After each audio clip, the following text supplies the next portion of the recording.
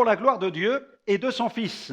Dans le Nouveau Testament, la première aux Corinthiens, chapitre 10, verset 31, une exhortation de Paul. « Soit donc que vous mangiez, soit que vous buviez, soit que vous fassiez quelque autre chose, faites tout, oui, faites tout pour la gloire de Dieu. » Alléluia. Toute notre vie chrétienne s'accomplit dans une seule perspective, rechercher la gloire de Dieu.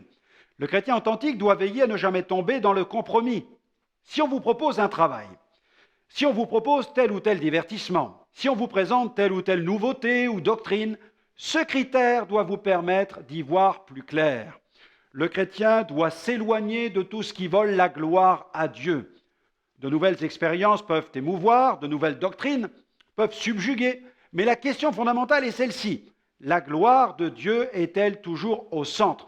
Dieu est-il glorifié?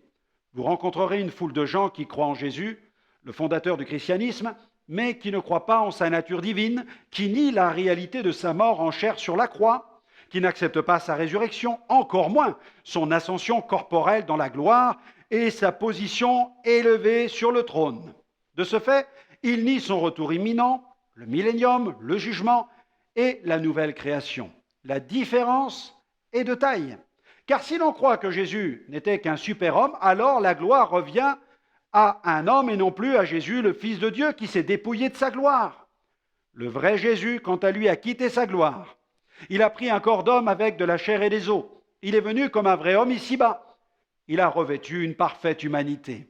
Jésus doit être au centre de toute la doctrine chrétienne. Que seul son nom soit glorifié dans nos vies.